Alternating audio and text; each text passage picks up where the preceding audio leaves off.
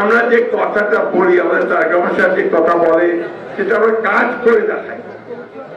ওই যে কিছু সংখ্যক নেতারা বাইরেতে না খালি বেরোতে দেওয়ার টিকিট আছে, ঠিক কিনা? আশা করেন না কেন? তো বেরোতে তো নিতে পারলো না। আমরা আমাদের কাজ দিয়ে ইনশাল্লাহ আমরা বেরোতে যাবো।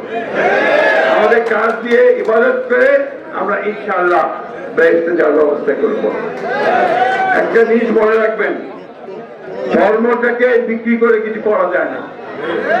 ধর্মটা মানুষের অন্তরের ব্যাপার, এবং সেটা বাংলাদেশের মানুষ 95% মানুষ হচ্ছে ধার্মিক লোক। ধর্মকে তারা ভালোবাসে, শ্রদ্ধা করে, সম্মান করে, ধর্ম নিয়ে ব্যবসা পছন্দ করে না। আমাদের সামনে কিন্তু খুব ভালো সময় না ভাই, একটু কঠিন সময়। এই যুদ্ধটা আমাদের খুব ক্ষতি করতেছে। আমাদের তেলের দাম বাড়বে, আমাদের জিনিসপত্রের দাম বেড়ে যাবে, কিন্তু সেগুলোকে সয়ে নিয়ে আমাদেরকে আগেইতে হবে। আমাদের জাতি হিসাবে যদি উপরে উঠতে হয়, শৃঙ্খলা ছাড়া কেউ উপরে উঠতে পারে না। এখন থেকে বড় সংকট দেখা দিয়েছে না, তেল নাই, যুদ্ধ লাগছে। আপনার যে ইরান আর আমেরিকা ইসরায়েলে, তেলের সাপ্লাই কম। এরপর হঠাৎ দেখা গেল যে আমার ঠাকুর কাছে একটা পেট্রোল পাম্প ভাঙিয়ে দিবে, ছোয়ালা ভাঙিয়ে দিবে। কেন?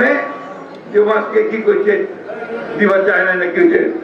তো ভাই তুমি পাম্পটা ভাঙলা কেন? অভিযোগ থাকলে যারা দায়িত্বশীল আছে তাদেরকে বলো, পাম্প ভাঙবো কেন? মব আমরা তৈরি করতে দিব না, মবকে আমরা কঠোর হস্তে দমন করবো। মুফতি সাহেবকে ধন্যবাদ দেই যে ওই রাত্রে উনি 7 জন গেলেন। এটা সবাই সাবধান থাকবেন, কোথাও গায়ের জোরে আইনের বাইরে গিয়ে কোনো কাজ করবেন না, এটা আমরা হইতে দেব না। এটা মাথায় রাখবেন, আইনকে মাইনে চলবেন।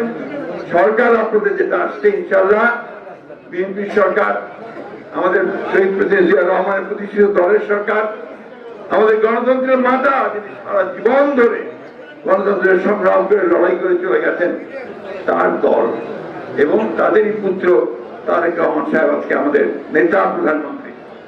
তিনি একটা মুহূর্তে বসে থাকতেছেন না, কাজ করতেছেন, এবং এই কাজটি সকলকে নিয়ে করতে, মানুষকে নিয়ে করতেছেন। ভাই আমরা কাজ করতে চাই, আমার বয়স হয়ে গেছে, অনেকদিন ধরে দেখতেছেন আমাকে, তাও কি মুখে বসে আছু? আসি তো, এত কষ্ট করে তো আসি যাই, সব জায়গায় দৌড়াই কেন? যে আমরাও তার সঙ্গে তাল দিয়ে নেতাকে সমর্থন দিয়ে আমরা এগোতে চাই।